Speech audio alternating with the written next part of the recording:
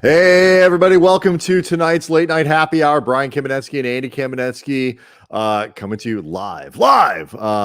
And we'll be joined very shortly by Seerat Sohi from Yahoo Sports, covers the NBA for them, does a fantastic job doing that. She'll be along very shortly.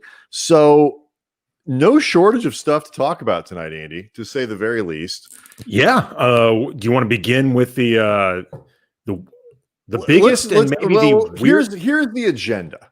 Okay. Here's things that have happened. Are you offering a dealer's choice right now? Not necessarily. I think we'll probably start with LeBron, but that's but you got LeBron signs the 2-year extension.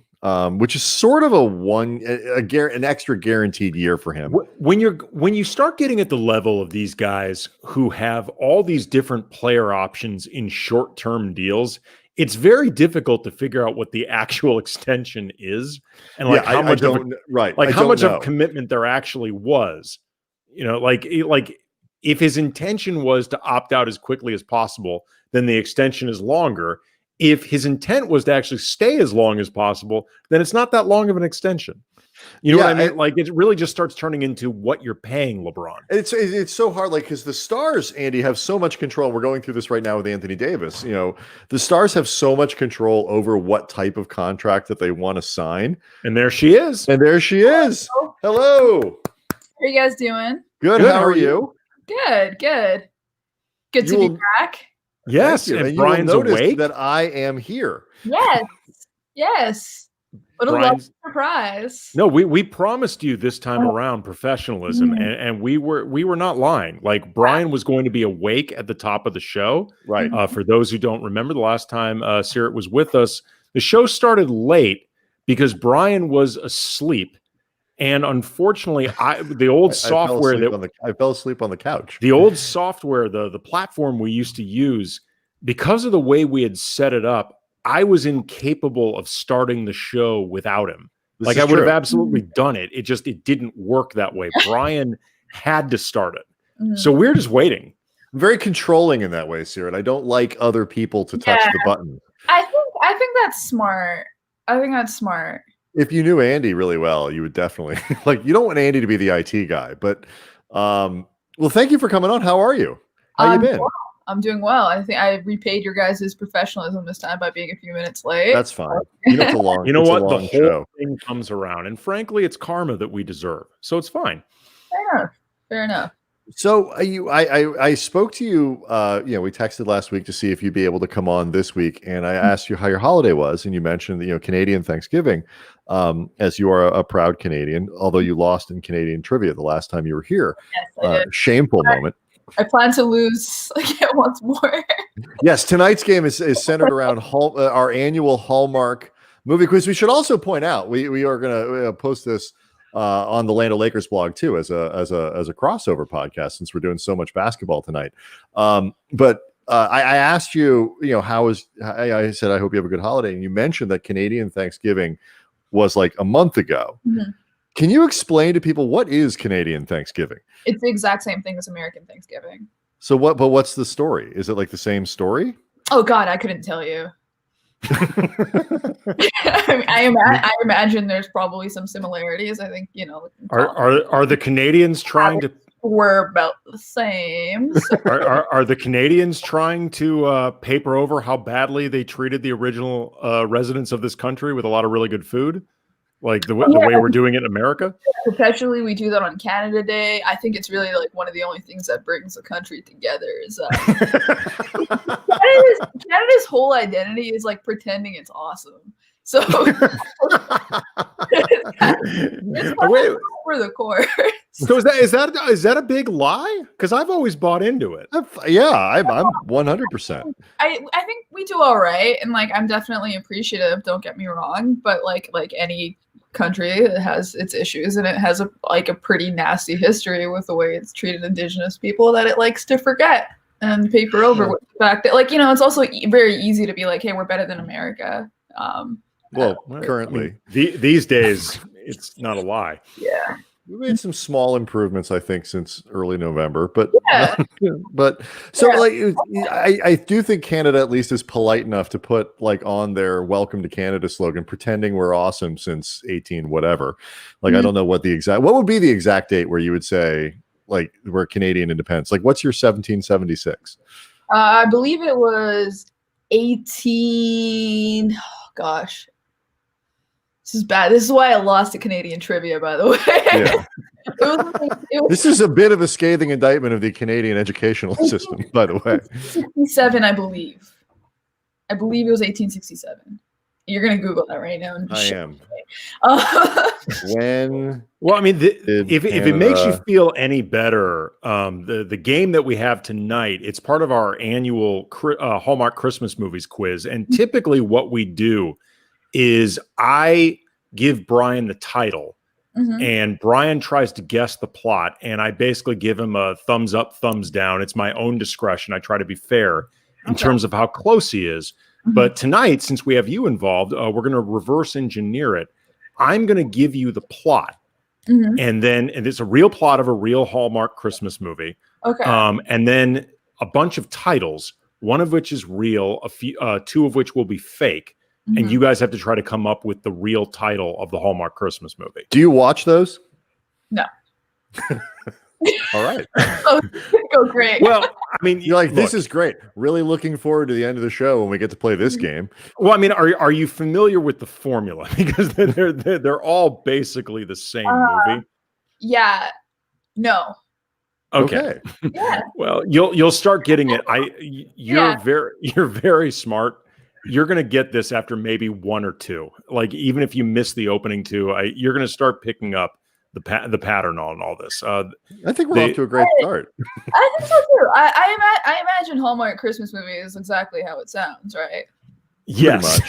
Yes. These are not. Yeah. These are not intricate. Like you're not talking about like the Christmas version of Inception. Like these are not very complicated plots. Okay. I can pull this off. Yeah, I know we will. I think so.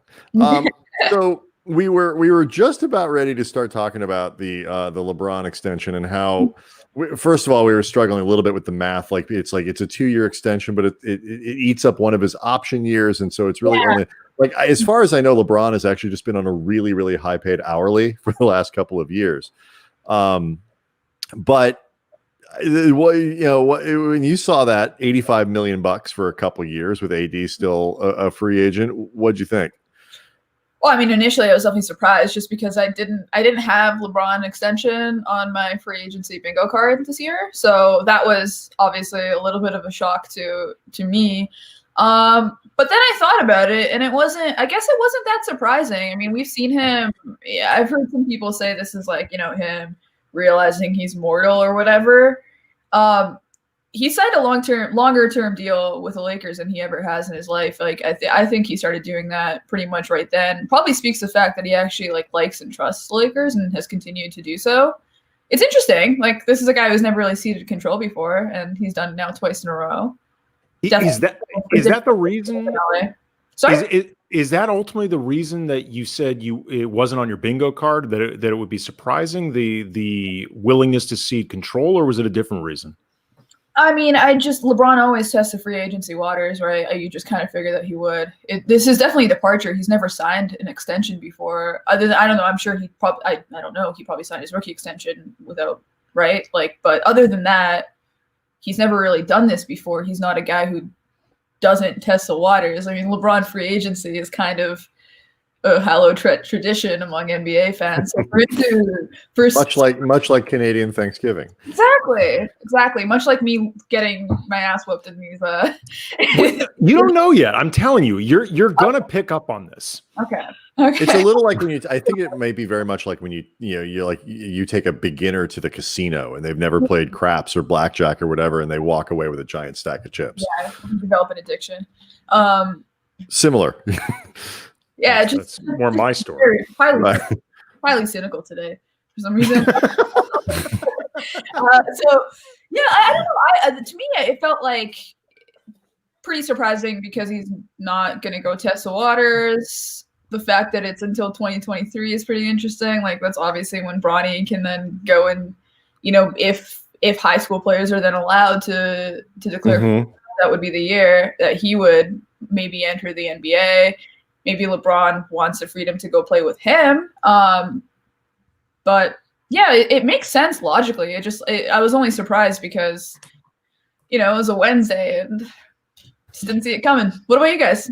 I didn't. It never occurred to me because honestly, the biggest thing about it was we've spent so much time talking about Giannis and the free agency thing and like all this, and this more or less takes the Lakers out of a lot of these derbies, as far as I can tell, with the math for next summer. And I mean, I'm not good at adding, but 40 million for AD and 40 whatever for LeBron doesn't leave a lot of room for Giannis. And so, we've spent so much time talking about cap flexibility that the idea that LeBron would give it up seemed odd or just unexpected. But it makes, a few people have written about it. Like, there's a big difference between going out and being the guy who holds a franchise's feet to the fire and all that when you're 31, 32, 33, and you have a bunch of years left. And the franchise you're with, especially with Cleveland, is one that you can't totally trust.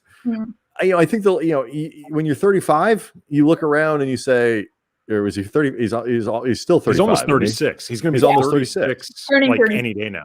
Yeah. And so, you look around, you're almost 36 years old. You've got Anthony Davis with you. He's not going anywhere. You've got a franchise that's in pretty good shape. And like, where is he going to go at 37? Like, how is he going to hold there? I just, at this point, that thing that he used to do doesn't have a context anymore, I don't think. Yeah, I think that's a good point. Like, I think it speaks to the fact that the Lakers are definitely just more functional than the Cavs ever were. And Anthony Davis is the best player he's ever played with. Like, this is a guy that he can legitimately, like, LeBron can age and it will be fine. And he will age, it will be fine. Like, AD is he is entering his prime. He's going to keep getting better. Yeah, so it just makes sense. Like, why leave this situation? He wants to be in LA. Like, it's a springboard for whatever he does after he retires. His family is now there. Like, just doesn't make sense to go anywhere else. He has nothing left to prove, no hometown to go win a title for. Just makes sense. It's interesting too. You mentioned that AD is the best player he's ever been with. I also think too, he's really enjoyed this process of mentoring AD and like playing a role in bringing out the best in Anthony Davis. And bringing out the best in Anthony Davis ultimately means, helping to shape a player that's going to make his own life so much easier and extend his own career. Like it's an act that's both selfless, but also, self-interested. And he really seems to enjoy it. Like, when he and Wade played together, they enjoyed it, but it was a different type of dynamic. And, there was, not in a bad way, but I think there was more of like a push-pull that had to be established. And, famously, Wade ultimately had to tell him, it's, it may be my franchise in terms of sentimentality, but ultimately you got to be the guy. But that doesn't seem to exist right now. The two of them play off each other so well. And he really does seem to be almost, I won't say taking a back seat because it's LeBron, but he does really seem to be willing to cede like an equal type of ground with AD. Yeah, that's definitely been the most interesting development of his Lakers tenure. And I think it's really admirable too, because that is clearly something that he had a hard time doing in Cleveland. Maybe it was also, just his relationship with Kyrie that seemed to impact. And I imagine he learned some stuff from that relationship too. Like, he definitely didn't necessarily handle it the best way. He was like, at least in public, he was patronizing in some ways. And I think with AD, he's been the exact opposite. I think he's gone out of his way anytime you hear him in the media just to say like AD is his own guy. Like, I'm lucky to play with him. Like, it's just a deference, I guess, and a respect that he really only like, I think he had it with Wade, but has never necessarily had it with a younger player. Yeah, he talked about Kyrie like he was a child.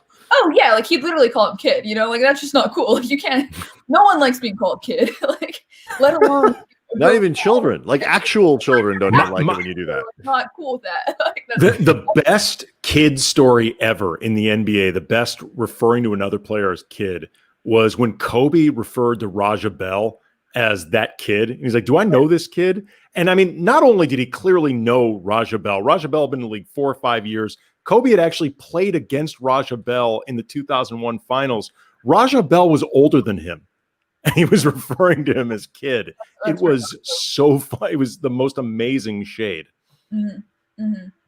So it also, I mean, I don't know how close LeBron is to the billionaire mark yet, but we've always known that's an aspiration of his, and he was going to probably make the money anyways. But this tacks another almost $100 million onto that, so like guaranteed.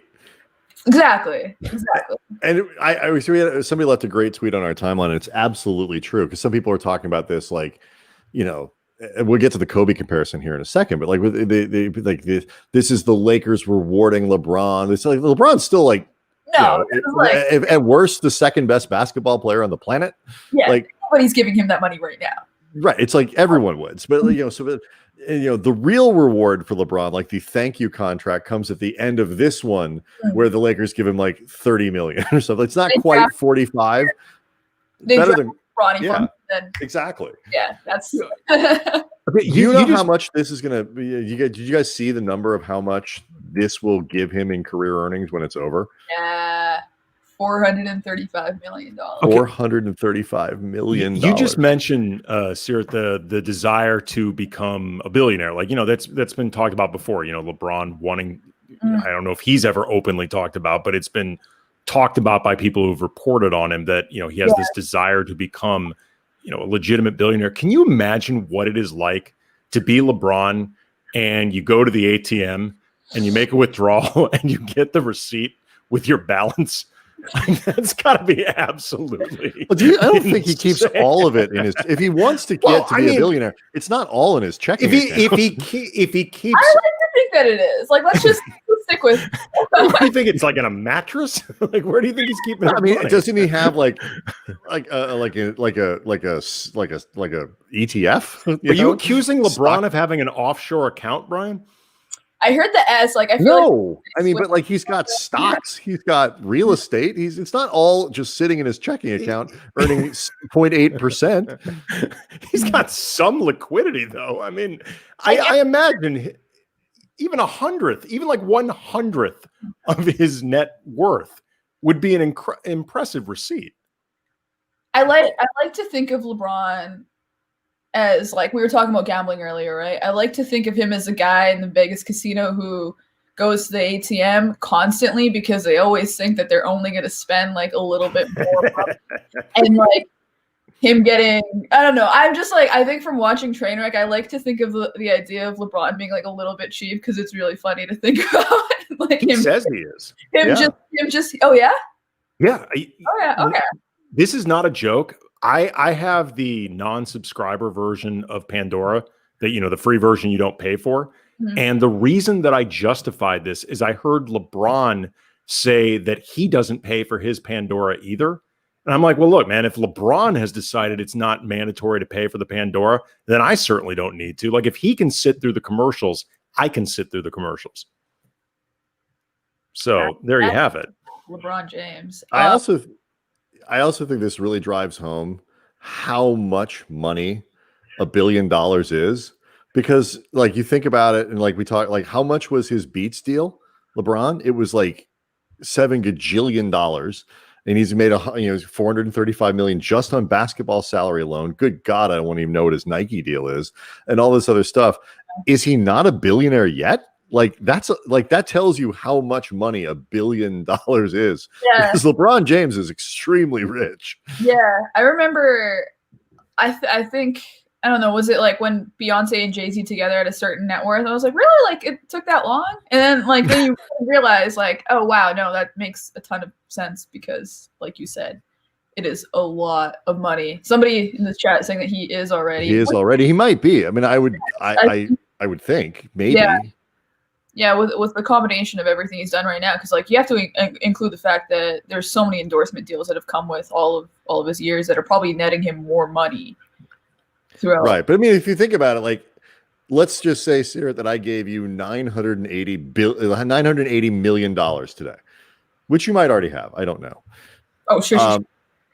But Like, that's not $1 billion. $980 million is a lot of money, but it's not $1 billion. 500 million's a lot. It's enough. It'll get you by, but it's not $1 billion. $1 billion's a lot. If you want to, I mean. Well, the low-key way, by the way, that LeBron really manages to keep a lot of money is because he's so famous and because access to LeBron, is worth so much to so many other people. The guy gets, I guarantee, a lot for free and never has to actually pay for anything. So the money that he actually earns, and there's just gazillions of dollars, a lot of it just sits there because he doesn't actually have to spend it. Yeah, that's a good point. What do you think is like the most ridiculous free thing he's gotten? Ooh. Oh my God, that'd be a great question. I'm sure I'd like to think he didn't keep it, but it's like the Oscar, basket that Keanu Reeves is notorious for gifting all of the free stuff he gets because he's Keanu Reeves. Like he's apparently just fantastic with that. I don't even know what LeBron James asked for it. Like what product he couldn't get for free. Has he ever been maybe there was an era where courtside, Dr. Buss would not have given him courtside seats for free. Like they always made the stars pay for the courtside tickets. But I can't, if LeBron wanted a free Lamborghini, they'd give him a Lamborghini. Like Lamborghini would do that and just be like, we need to take one picture with it or something. That's so goddamn. Pays to be the best basketball player in the world. That would be a great question. Like if you ever got him in the right mood. Yeah. What's the coolest free thing you've ever gotten because you're LeBron James? It's probably really, really impressive. A Hummer. Yeah. Well, yes. I totally forgot about that. Yeah, that Humvee. That's right. Got him in some trouble. Yeah, that actually caused a bit of a stir back in the day. The irony. Probably also good to clarify that you were talking about the car, as people are pointing out in the chat. But that was what was the story about that? That was when he was in high school, right? Yeah. Well, it wasn't free. I don't think it was free. I think there was a guaranteed loan that something like that.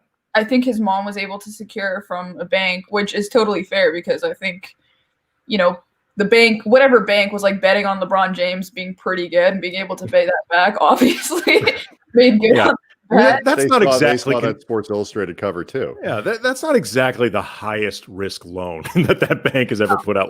The bank putting out the loan that I would be able to repay the Humvee. That's actually taking a risk. Putting it on LeBron, that's really, really, as it's being pointed out to us on the chat, LeBron's mom got him the Humvee, and it was very suspect from such a low-income family, or that's the way it was perceived.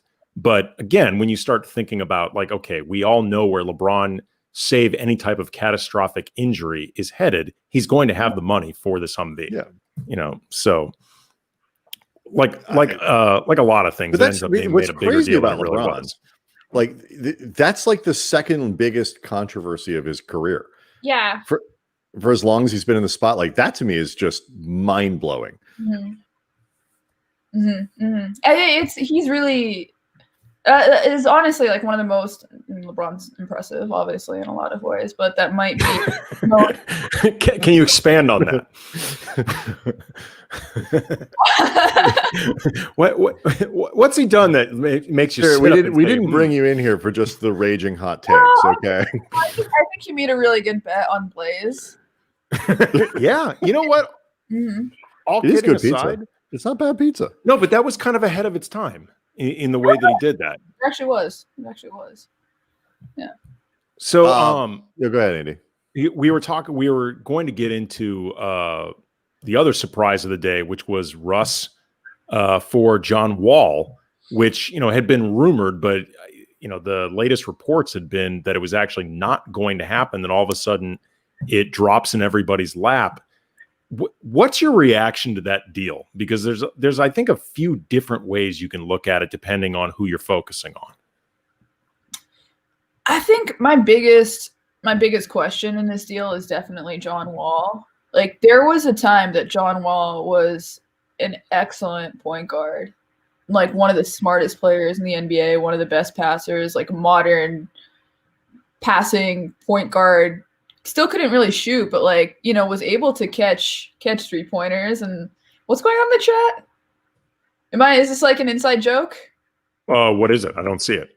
You guys just all consistently saying no, it does not. Is that one person saying it? Then it sends. Oh, it's one person who goes to all 3 feeds, and so it pops up. It goes to all 3 of the places where this thing goes live. Mm-hmm. It's in reaction. It's in reference to this. Delicious Pizza. Yeah, the kid from NYC says Blaze Pizza is okay, but doesn't compare to Delicious Pizza. Delicious Pizza, of course, is a sponsor of the Land O'Lakers podcast. So, which, by the way, we should point out because it's a crossover episode. 2 locations, one in Hollywood, one West Adams. Awesome pizza owned by a Laker fan, massive Laker fan. And if you use the password Cam Brothers, you get 20% off. So again, great pizza, support local business, especially at this time right now. Delicious Pizza, Hollywood and West Adams. And pizza is a favored, my understanding, a favored food on Canadian Thanksgiving. It's what the Canadian Pilgrims ate. No? We actually eat the exact same food too. I know it's hard to believe. Yeah, I think. Sorry, get your own ideas. I think we were first, actually. Oh, sorry about that then. Yeah. So anyway, your reaction to the Westbrook question. Yeah, your reaction to the deal. Let's pivot to that, please. I think it's an interesting moment to kind of do a retrospective on both Russ and Wall's careers. Like, did we really think it would end up like this for either of them? Especially Russ. I think I probably believed in John Wall more than your average NBA fan. I always was pretty high on him. But you know, I think it kind of shows you that a lot of stardom is really finite. Like John Wall was an excellent point guard for a really long time. And then I think really got bogged down in the Warriors and the Wizards system. And like, just, you know, it's hard. Who knows exactly what happened, but you know, over time started becoming a more selfish player. Started like getting into it with Bradley Beal. Like they obviously had some drama. They've both kind of John's like commented on his contract situation, like making less money than him. Like there was obviously, you know, something that happened that slowly, I think, turned him into a less efficient basketball player on the court. But like fundamentally, this was a guy who came into the league and like really like wanted to be a good teammate and was skilled and, you know, saw the 3-point revolution coming before a lot of other guys did, was one of the best, you know, kick out passers in the league and really made the Wizards more efficient, helped Brad find his way. And then, you know, it all kind of broke down. Like the place I always go back to is the series against the Hawks. They were up, I think they were up 3-2, and Wall, like, I think falls on his wrist and breaks it, and he doesn't play in the series, and the Hawks win, and God, Mike Budenholzer saves his reputation one more time. And then we see it again against the Celtics. Like that team was much closer than I think a lot of people ever gave him credit for, because I think they were an underdog in all of those series. And I think that's kind of what happens. Like when you are an underdog in those series, if you lose close, like people kind of forget that you were close, and they've been close. They've been close a couple of times.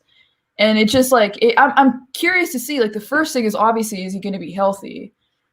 And then like and then what does healthy mean? Like when you've been gone for 2 years, or you stay on the court for 72 games, great. But like, what are you? I mean, honestly, if he can stay on the court, I think that'd be a big win for him. Just given what the last few years have been like, and then you kind of go from there. But like, that's obviously, like, to your point, a huge question what he's going to look like. And then from there, it's like, okay, is this change of pace, like he's going to be helpful for him? He's never played in a system that doesn't have, you know, guys in the paint bogging it down. First of all, like he actually hasn't really played in the modern NBA, really, like not as like the John Wall that we like, you know, thought that he could be. And then, you know, he's never played with a guy like Harden. Will that change him? Will that kind of bring him back to maybe being the guy that maybe we thought he could be? And then on the Russ end, it's just kind of funny that he ended up with Scott Brooks, like kind of like hearing that he wanted to get back to the old OKC culture. Like I imagine the old OKC culture is a lot like, hey, Russ, just do whatever you want. We'll let you. Doesn't it feel like, by the way, see why he likes it? That trio, that original trio in OKC with Harden and Westbrook and KD, it just seems like they keep kind of reuniting with each other or looking to reunite with each other, because you got Westbrook. I mean, you had Westbrook and Harden playing together. Then you've got Westbrook now going back to Scott Brooks. You've got the rumors that Harden wants to go to Brooklyn to play with KD. It's like, can't we just get them all back together again? Like, they can't quit each other. Make it like that meme. Like, have you guys seen those pictures that have like the three of them in the same picture? And it's like, wow, imagine if this ever happened. Like, just. I do think it's hard not to wonder once you've been in a situation like that. I do wonder if that's part of it, right? Like you're always going to kind of want to know what it would have been like. So yeah, Meg, I think it's interesting. It's also kind of funny to me that both of those teams have two guys that everyone's really interested in seeing if and where they'll get traded, and both of those teams traded the other guys in those equations. And then it's like James Harden is obviously and demonstrably an excellent basketball player. Like we're not having I realize from the playoffs it doesn't always work. I'm not having the is James Harden good debate with people. That's just dumb. Russell Westbrook, the size of the contract makes him kind of win, but the guy is still really good. I mean, it's all NBA last season. Yeah, I mean he's really, really good.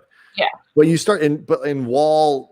Let's just pretend that Wall is pretty close to what he was or whatever for a second. Like you start the combination with the except to take Beal out of it for a second. You're talking about three guys that I don't know how any of them play together. Like the stylistically, Westbrook doesn't seem to really fit with Harden super well. Wall's not much better. And Wall's a worse fit, I think. In some ways, and then you put Westbrook next to Beal, that doesn't. It's maybe a little better than Harden. I think that can work.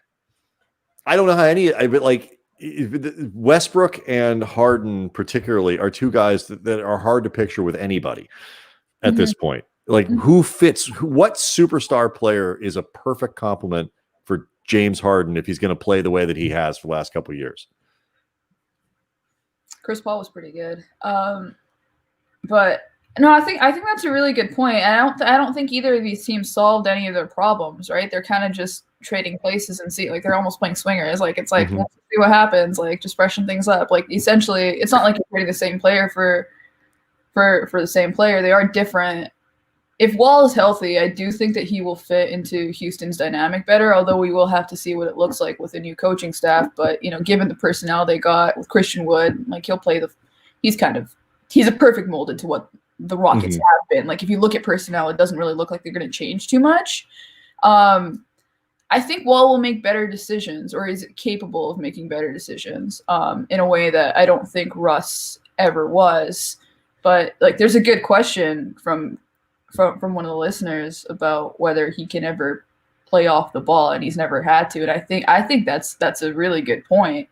He's bigger than your average point guard, but it seems like that was kind of a point of contention in Washington. He did seem to want to handle the ball, and he hasn't really ever had to do it. So that will be a thing. Sure, and too, I mean, you talk about either did Westbrook. He wasn't very good at it either. No, but the John Wall style, I remember watching him in LA. I think it was a Drew League game that he popped up, and it was like, I have never seen a person get up and down a basketball court faster than that while dribbling, not just running wind sprints or something like that. It was amazing to see.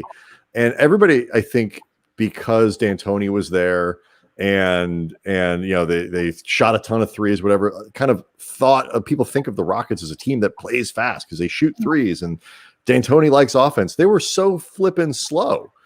And so if Wall can run, does Harden want to run with him? Do they only run when Harden's not there? I mean, I have questions. I have a lot of questions. I also wonder if with a new regime, there will be a precise focus into what the team should look like in the way that there was in previous years. Are they even asking those questions? We don't really know. I mean, I got to be honest. I mean, everything that you hear is that the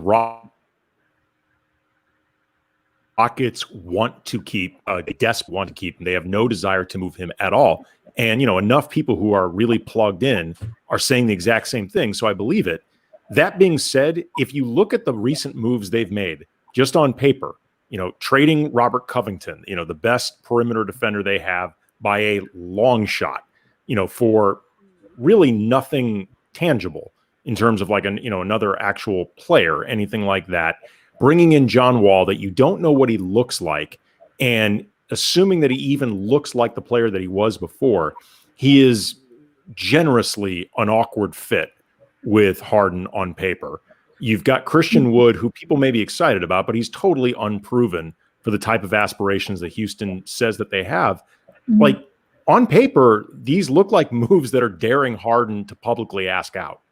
You know what I mean? Like, they're not the type of moves that you would make if you really want to show to him, we are serious about winning right now, which is apparently the thing that you've questioned with us, with Daryl Morey leaving, Mike D'Antoni leaving, the way they went out so badly in the playoffs.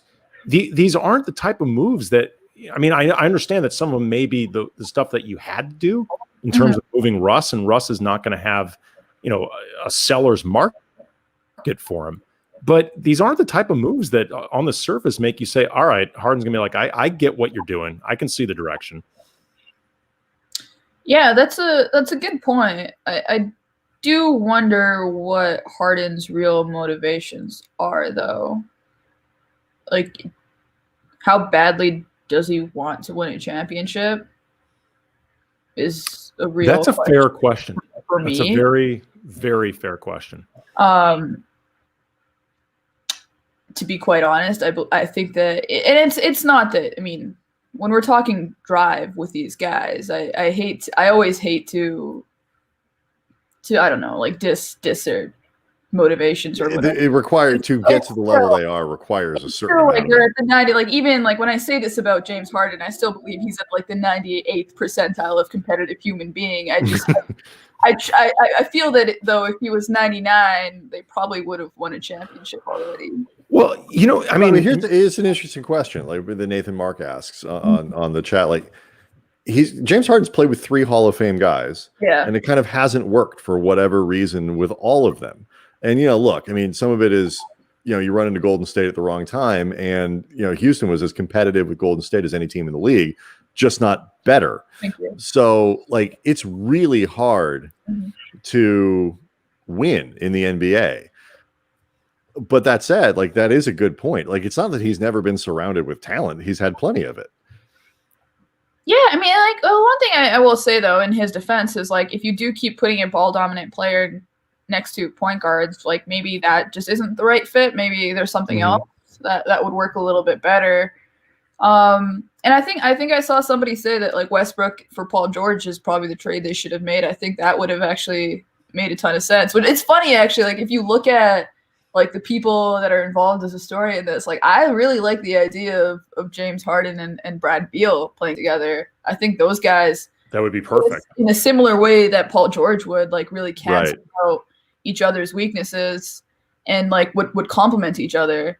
And like, I think Beal can play off the ball incredibly well. He can also be a good secondary scorer. He's also, he's so underrated. I feel horrible for him in this situation. Like, and the fact that I feel like he's been such a good sport about it too. I don't know if you guys heard him on JJ Redick's podcast, but like, like JJ gets the guys to be a little bit more honest than usual. And like, I got the sense that Brad was willing to give them a shot because it's a new regime, but like, you can kind of sense just like there is a little bit of a dismay of not being in the picture and, not being able to control the level of credit that he gets or what his reputation is because of the fact that the team does keep losing games. Like, you feel for him. It's funny, actually, what you had said earlier in the show that, the dynamic between John Wall and Bradley Beal, clearly something happened that created some separation between them. They weren't on the same page. And I wonder if to some degree this was the byproduct of when John Wall was out and Bradley Beal really took his game to another level. I wonder if even within the Wizards organization, they didn't expect him to be this good. You know what I mean? Like in terms of like a pecking order, and a hierarchy that would be there. You knew he was very good. I mean, he obviously was a really good player. Yeah, but I think they always thought that again, Wall gets hurt and things happen, but they always thought Wall would be the one and Beal would be the two. I don't think there's any question about that. That's what I'm saying is if maybe some of the problems that they had, and if it had anything to do with how the two of them played together, or Beal's dissatisfaction with anything, if just this was something that they didn't plan for, like the idea of Bradley Beal really being a guy that, I mean, we haven't really seen a great opportunity to prove it, but looks like somebody that you could build a team around. That he could actually be that level of player, because there always had been that expectation with John Wall. He was number 1 overall pick. Yeah, I do think that Beal has obviously outplayed any expectation you could have had for him coming out of the draft. That said, though, they're the ones who drafted him, and I think he was a 3rd or 4th pick in that draft. If that's not what you're expecting out of a guy that you're picking in that position, what are you doing? You have a plan for that. Well, so is it more us than just because Beal didn't hit as quick? You have about an hour before people make their decision about whether or not you're a draft success, a draft bust, before people, Sure. if you have the thing or if you don't. And Beal took longer. I mean, he just did. And so is that more, you think it's more a reflection of us or the Wizards?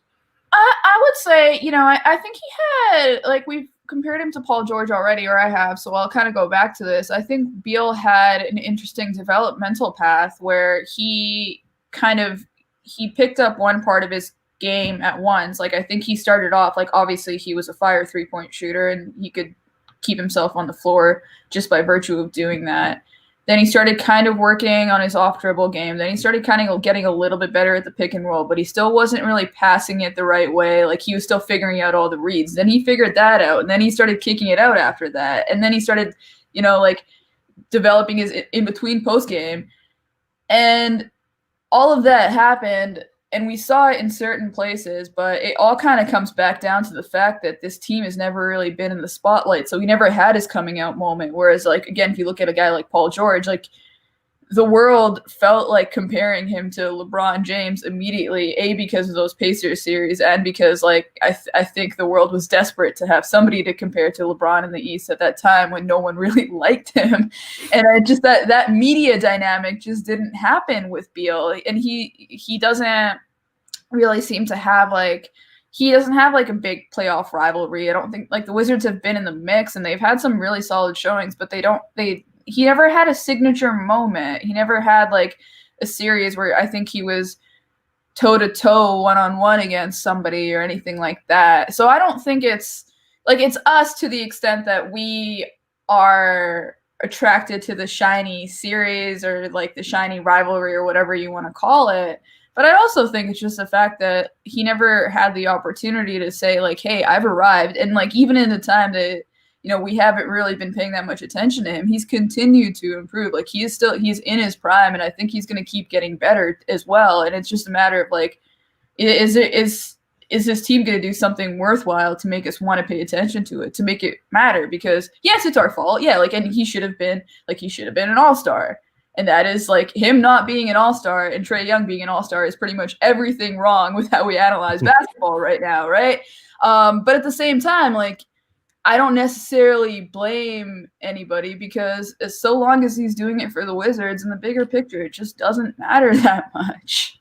So, yeah. I mean, it's one of the interesting things about AD. I mean, and AD, I think is as good as Beal is. There's a level there, but that moment where you have that ascending playoff series where you're thought of as the secondary guy, as good as Anthony Davis is, you're the other guy with LeBron, and they bring you whatever it is, and you have that moment where you transcend all of that, and it comes in multiple playoff series, and you just it's like some of the other stuff, like John Wall's collapse as an NBA star reflects how hard it is to be good.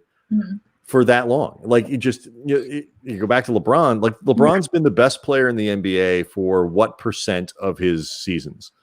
Yeah. Like 80 of them, Mhm. 80%, 85%. He's been the best player in the league, probably, maybe more. Like, that's impossible.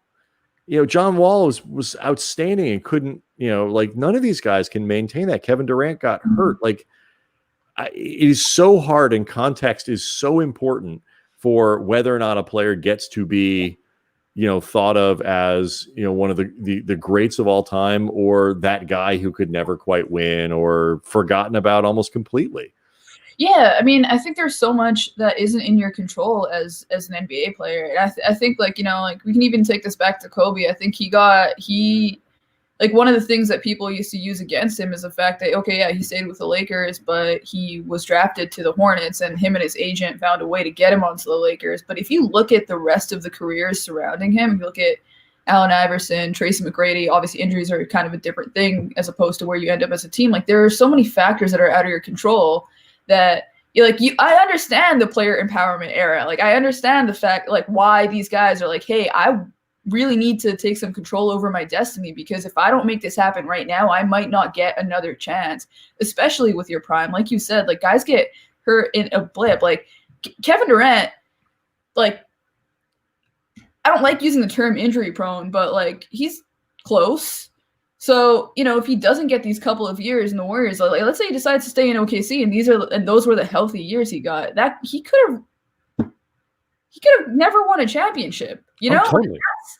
That is a legitimate possibility. Yeah, I mean, I asked Kobe, I forget, relatively close to the end of his career, like, what would have happened if, Jerry West doesn't play the Jedi mind trick on Calipari. They draft you to the Nets. The Nets were not a terrible franchise at that point. They were competitive. They were, teams that went to the finals. Like, they weren't awful.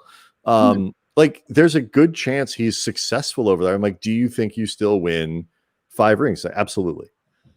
I'm like, how? He's like, I'd have figured it out.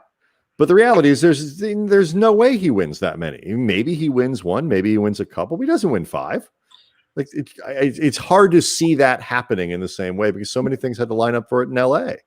I think the scope of, and like what separated Kobe, and I think what separates a lot of these guys that do kind of, I don't know, like the puppet masters or whatever you want to call it, like, him saying I would have figured it out, obviously, like, I wasn't privy to that conversation, but I think that can also mean, like, I would have figured out a way to get onto a team like the Lakers. I think he means I'd have figured, like, he just has the firm belief in himself that he would have won because he's Kobe fucking Bryant and he'd have figured it out. But Kobe doesn't always get a vote, is sort of what I'm getting at. Yeah. Sorry? It's just, he does not, like, even when you're Kobe Bryant, you don't always get a vote. Like, that's all I'm getting. Like, the greatest players of all time don't always get to choose. And it was just like, the even Kobe required a little bit of luck and a little bit of context that other players don't get.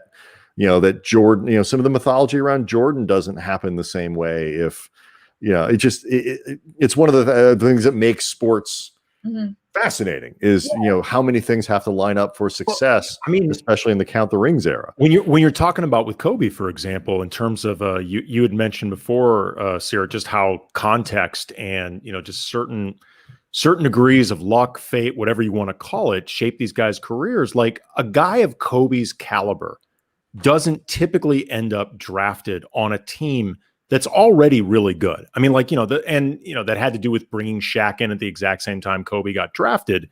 But Kobe ended up on a team that was playoff ready. And, they made playoff runs before eventually Phil came in and got them all on the same page and over the hump.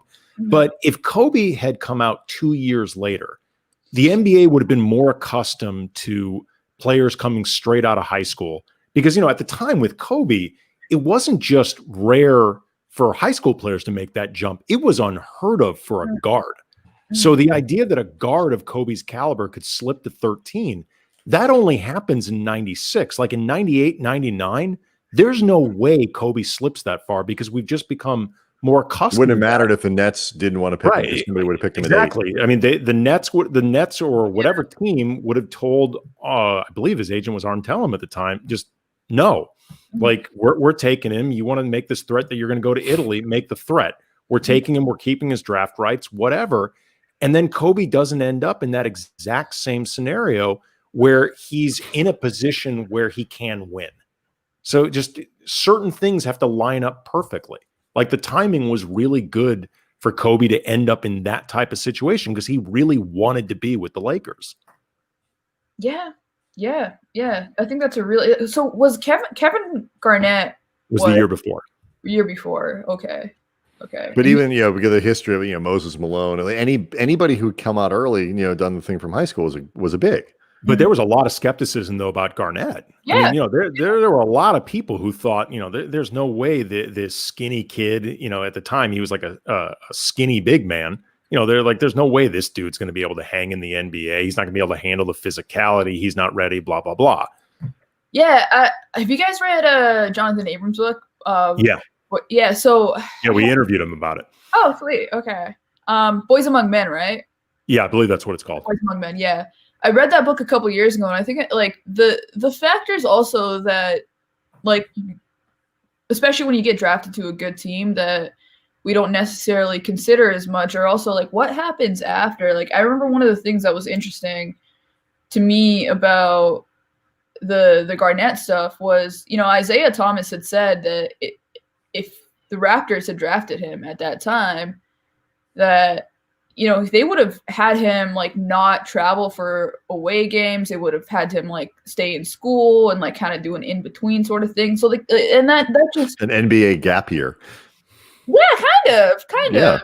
I think it's not, and it's obviously KG ended up being just fine, but it just goes to show that transition is very difficult, and the thought that you put into how to help a guy deal with that is also just as important as how talented they are as well. Like, we don't really necessarily know who a lot of these guys would have ended up being if they didn't get drafted to a good situation. Like, I think a lot of the reason, I don't think this applies to Kobe. I think Kobe would have been Kobe anywhere, Mm-hmm. right? But I think a lot of these guys, like, you see like late lottery picks that turn into great players. It's like, yeah, late lottery picks get drafted on the better teams.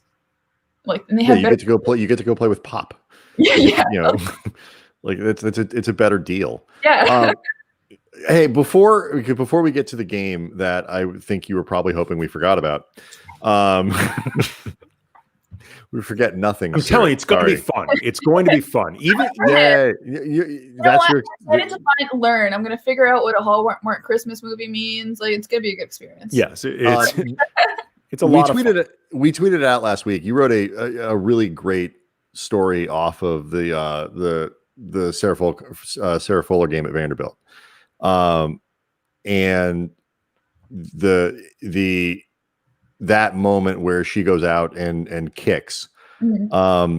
It was a very personal column, but there was a lot, and so there's a lot going on. But you can kind of answer it however you want.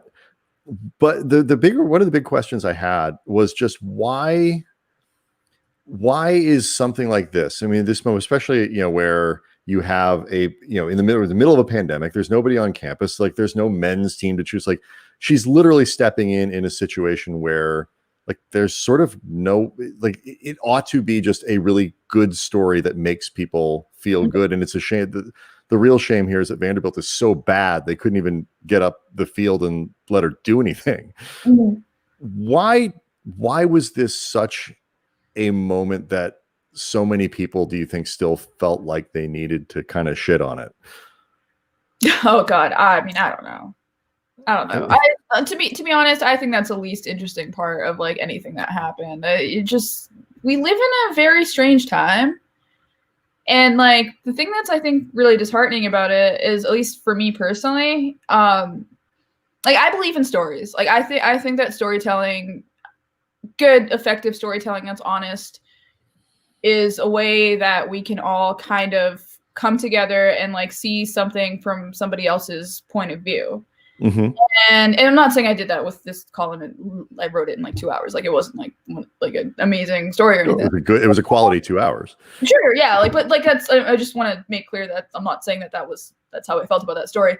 But I think I've run into this a couple of times. Like, we are so disengaged with what other people are feeling, and like willfully so. I think one of the other times that it really hit me was when like the New York Times printed that list of the fact that like 100,000 people had died from COVID-19, and they had like taken one part of each one of their obituaries and made it personal. I thought it was like a very moving thing.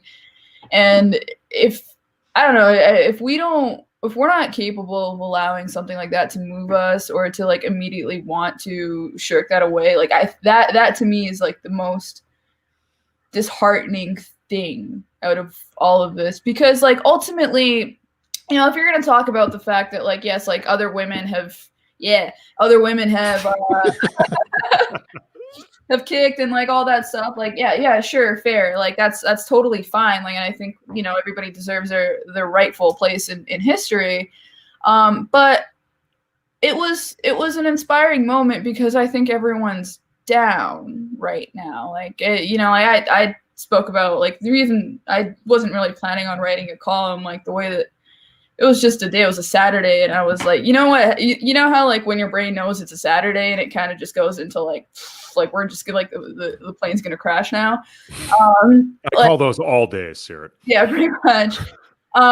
So yeah, like it's been a personally difficult time, as it has been for a lot of people. It's like a lot of people are going through a lot of grief right now. For me, my family personally, we lost our uncle, and we like it's. And I've seen this in a lot of different places, where I think a lot of people are feeling these different sort of pangs of, like these moments of inspiration that are coming, like at the same time as like you're also feeling like the fact that any type of sports inspiration that we get right now is in conflict. But it's also like, like it's also like well, so like everyone is feeling horrible all the time right now. So you get all these pangs of inspiration, and then at the same time, like something else happens, and like your whole day, I feel like my whole day is always like an up and down between things that inspire and deflate me. And it's never felt as acute. And I think that's a lot of that. It's like we're all on social media more often. Like we're all kind of feeling a lot more pain than we're used to. And I think that's kind of just what I felt in that moment. And I think a lot of people are feeling like that right now. And I think, I don't know, man, like just take the dubs where you can at this point. Like, it's funny actually. I mean, when the NBA and baseball and all these, these different sports that were returning during the pandemic around the same time, there had been this big narrative that sports, when it returned, would provide this feeling of normalcy for people. And, it hasn't bared out in the ratings. The ratings for everything is down. And I mean, there's a lot of different reasons for that. But one thing though, and it didn't really hit me until I started seeing this with sports and thinking about it, but in certain ways, sports have actually been a constant reminder of the pandemic. Between players that test positive, or Andy, stop it, because I, for one, have long-standing family traditions centered around Wednesday afternoon NFL games. So true, fair. Maybe you don't. Like you look into these stands, and the majority of them are empty, or a quarter full at best, and that feeling of normalcy that we were supposed to get from sports, actually, in certain ways, has been a reminder that nothing actually is normal. Yeah. So like sort of that disconnect that you were talking about before, and maybe some of the inspiration that people, don't take in from sports the way they might, or Sarah Fulla's story. And some of that is just people looking to be assholes, because that's just what many people do, and, wanting to crap on it because it's too woke or whatever. I mean, it's a great story, and it's a story of accomplishment, and people, if nothing else, should be able to look at it that way. Yeah. It became politicized in a way that, as all things kind of do. But I think a really good point that it is a reminder. I just kind of thought, like, I had what was the game? Michigan State was playing Duke yesterday, and I just had it on the background, and it was nice to have, just to be watching some college basketball, but at the same time, it was so quiet. it was so strange, and it was just like every single thing kind of hangs at you in such a strange way right now, like where these feats are inspiring, and like I loved what, like, you know, like the bubble basketball was fantastic, and you know, watch it, like I didn't actually watch the final game, but like, you know, like I always root for LeBron, and it's fun, but every single thing has been oddly just mediated through the pandemic, obviously, and then also through the fact that, like, you know, like when you're going through stuff, it's like for example, like the first time I exercised after he died, like it was very odd because obviously when you exercise, like you get a ton of endorphins, and like it was kind of the first moment that I got to just forget that it happened, right? And then as soon as I was done, it was like it came back in a brutal way, because like you go from here to here like right away. And I think that, like I said before, is just what's kind of happening with sports, or like any sort of thing that we see online that's inspiring, or in our lives that's inspiring us, like just has this bite to it that it's, I don't know, for me personally, it's never really had before. And I think because it's been such a tough year for a lot of people, it's kind of a universal feeling. Yeah, I mean, it's, we talk about this with the parents a lot, you know, with kids trying to figure out how do you sort of shepherd your kids through these moments. Like, on the one hand, they learn that, you know, like socially distant soccer practice where you can't scrimmage, it sucks relative to actual soccer practice where you get to play and you get to roll around and, you know, do all this stuff. I'm sorry, I just saw somebody saw your keyboard behind you. They want you to perform. No, do that's a little solo. It's a new hobby, not for a long time. Like Next week, next appearance. And like, so like, but at the same time, like they've all learned, like, but it's better than not being able to play at all. Like they get excited about the opportunity to like go to the park and not really be able to hang with your friends, but wave to them. Like you start to, you do learn things from it, but each one of those things, like you say, is a reminder of why it sucks. You know, I mean, it sucks. It just sucks. Like it all sucks. Yeah. I have no other. There's no question in there. You know what doesn't? You know what does not suck? The Hallmark Christmas movie game. Sorry, you could not avoid it. Yeah. You're going to play your other choice is an extended 8-minute keyboard solo. Those are your two choices. It is a Land O'Lakers podcast tradition, and you know, just so people understand, we did not spring this on you. We cleared it. We ran it past you. You said you were down to play. This is something Brian and I do every year, but we're reverse engineering it because typically it's just me quizzing Brian. The way this is going to work, usually I give Brian a title and he tries to guess the plot. This time around, I'm going to give you guys both a plot and then 3 potential titles of this Hallmark Christmas movie. 2 are fake, 1 is real. You will try to guess the real title. And Seerat, I know you said before you're not familiar with Hallmark Christmas movies. You will pretty quickly pick out the pattern. The plots are all basically the same, and the titles are both cheesy and very much on the nose all the time. Like these are not subtle movies. These are not movies that you go to to think about for days afterwards. You're not supposed to think at all. So anyway, we begin. Oh, great. Movie number 1. Okay. Bakery owner Molly meets Josh, a widower who recently moved to town with his young son, but she is also charmed by a mysterious client whom she'd never met in person and doesn't realize they're the same man. Is the name of this movie? Wait, what? Bakery owner Molly meets Josh, a widower who recently moved to town with his young son, but is also charmed by a mysterious client she had been before that she had never met in person and doesn't realize they're the same man. The mysterious client is Josh. Oh, okay. But they're not met in person. This. Okay, I was confused. Okay. Like, for a second, I thought he put on a pair of like glasses and we couldn't tell who he was. This is the synopsis. Why are there so many bakery owners in movies? Oh. There's so much overrepresentation of bakery owners. This was not the diversity you were looking for in your entertainment.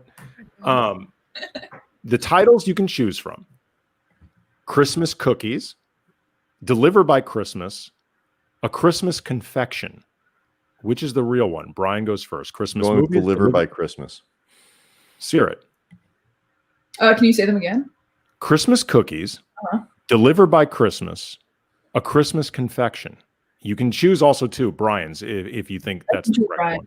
Okay. I'm going to go with Brian's. You are correct. It is, in fact, Deliver by Christmas. So one to one. Seerat, you're doing great so far.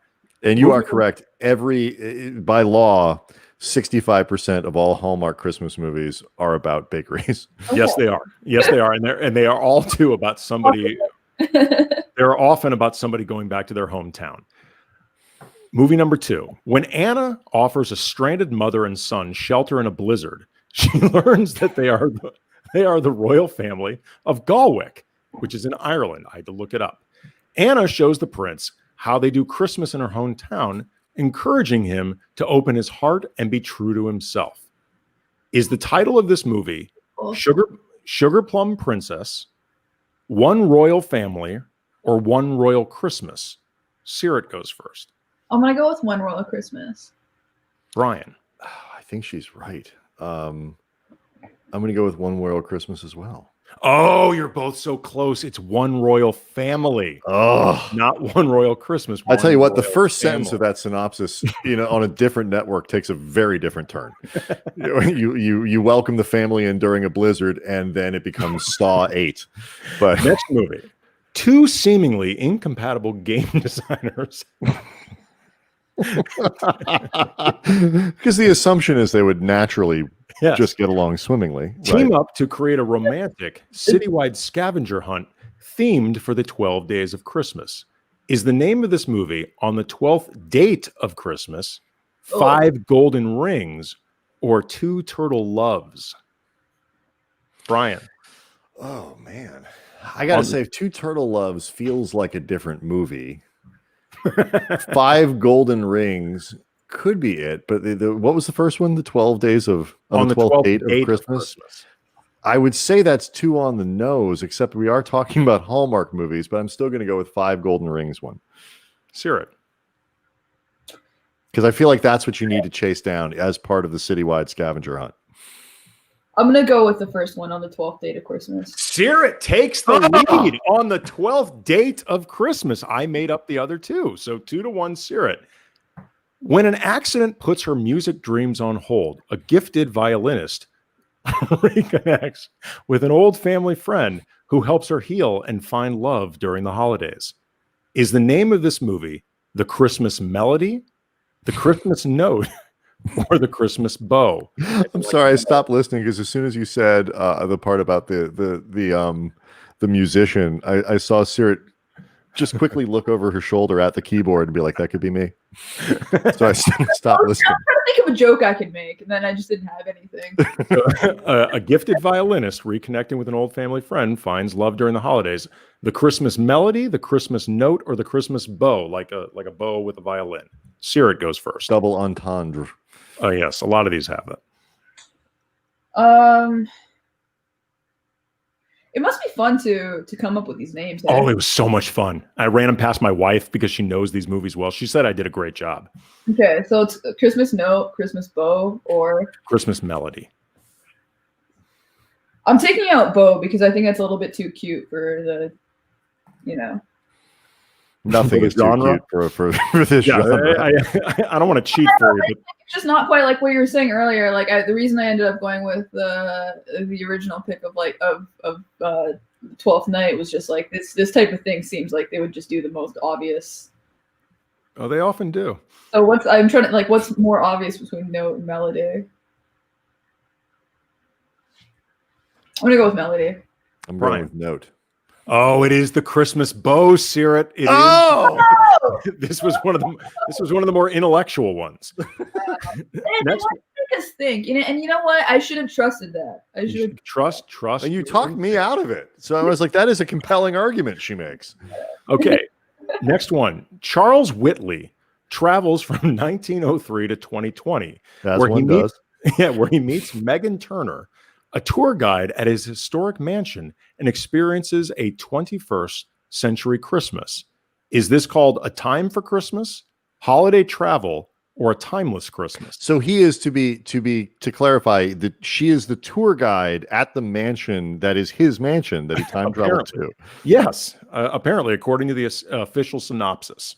That is zany. What are the times again? What are the titles? A Time for Christmas, Yes. Holiday Travel, or A Timeless Christmas. I'm pretty sure zany is actually the words that they use in the pitch.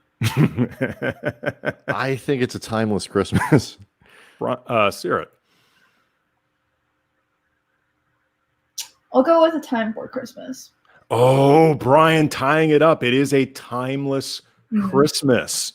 Timeless Christmas. 2-2. A couple more to go. Only 18 left.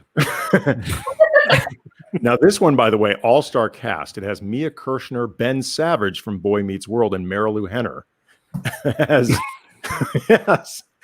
Christina. Mia Kirshner is doing Hallmark movies now? Yeah, she is. That is a change in IMDb page. Yes, it is. As Christina prepares her restaurant for its busiest time of year. Jesus. We're going to need you to be able to read the clue, Andy. It's not that funny. It's just know it. I mean, it is. It really occurred to me just how ridiculous this one is. All right. Okay. Take a breath.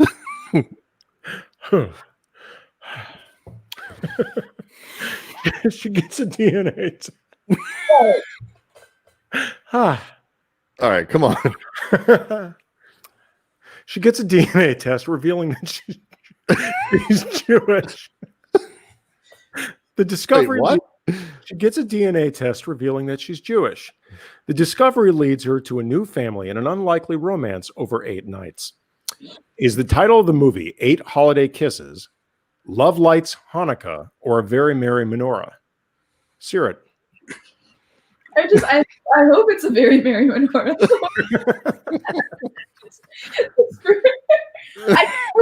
This is a real movie. I'm going through that. You know, when you said that at first, I was kind of worried that this was going to be a movie where she had an existential crisis over whether she could still celebrate Christmas. I'm glad it went in the direction of romance. I'm just confused that somebody can go get genetically tested as Jewish. 23? DNA test. But like that's, I mean, like, wouldn't that show you that like somebody in your family might? But like, Look, I can't go take a DNA test and suddenly become an Episcopalian. Like, that's not how this works. This is the synopsis. You're probably correct. There's probably a better way of putting it. But anyway, Right. So which one did you choose? Results came back. 8 holiday. Yes, and that's why I started laughing. It really dawned on me just how ridiculous this is. 8 Holiday Kisses, Love Lights Hanukkah, A Very Merry Menorah. Oh, it's me. I picked a Very Merry Menorah. Just because you hope it is. Yeah, I agree. The name of this movie needs to be A Very Merry Menorah. Unfortunately, it is Love Lights Hanukkah, and this is a real thing. What are like? Come on, guys. Come on. 2 competing TV hosts are sent to a festive small town over Christmas. While pretending they get along for the sake of appearances, they discover there's more to each other than they thought. Is the name of this movie That's lazy even for a Hallmark movie. Lights, Camera, Christmas, Good Morning Christmas, or Christmas Live? Brian goes first. Lights, Camera, Christmas. Seerat. Oh, good old buddy comedy. I'll go with Lights, Camera, Christmas too. Oh, you're both correct. It is Lights, Camera, Christmas. We are down to the final movie. You're tied, so the winner gets it. I have a bonus just in case we need it. And this one, by the way, was the last one because it stars Lacey Chabert, who has become a fixture of Hallmark. No, she's a regular now from Party of Hallmark Five. Christmas. Yeah. After Avery's a girl. After Avery's storybook Christmas wedding is canceled unexpectedly. My God, these people are jerks to cancel a Christmas wedding. Dance instructor Roman helps her rebuild her dreams. Is the name of this movie The Mistletoe Minuet, Christmas Waltz, or the Nutcracker Suite, SWEET. WEET, right. Mm-hmm. The Mistletoe Minuet, the Christmas Waltz, or the Nutcracker Suite, SWEET. Brian goes first. Okay. I'm going Christmas Waltz. Me too, which makes it, I mean. You both tie. Yeah. You tie. It's 4-4. We have not had this before. I've got a bonus one. Do you want to try to break it? Were we both right? Yeah. You were both right. You were both right. Do you want to try to break the tie? I've got one more. This is basically a referendum on how competitive is Seerat. Yes, Seerat. You thought you were going to get smoked in this thing. This isn't Europe. We're gonna break the tie. So, yes or no? Yes. Okay. Final one. After moving back to her hometown, Lisa plots with her siblings and grandparents to help her father's new bed and breakfast get a 5-star review from an incognito travel critic, but ends up falling for him, not knowing he is the real critic. Is the name of this movie A Christmas Review? REVIEW, as opposed to a review, like a production. I think we got it. A Critical Christmas or 5-Star Christmas? Seerat goes first. A Christmas Review, A Critical Christmas, or 5-Star Christmas? Man, a lot of these movies are just about guys lying to women via email. Yeah. We're not good people. 5-Star Christmas. All right. That was going to be my choice, but there must be a winner here. What were my other choices? A Christmas Review or A Critical Christmas? Oh, I'm going to go Christmas Review. Of the other two, I think that's more likely, but I do think Seerat is correct. Seerat is correct. Yes. Seerat is your champion. It is 5-Star Christmas. Aren't you glad you played now? Aren't you glad you played? That was fun. Yeah, I told you. It's a fun game. It's a really fun game. You are correct. Coming up with these titles was a lot of fun. It was actually, I test drove them past my wife. She thought I really nailed these things. So, you did difficult, honestly. Thank you. Thank you very much. Again, A Very Merry Menorah is the name that movie should have. It really ought to have been. How the hell did they get that one past the?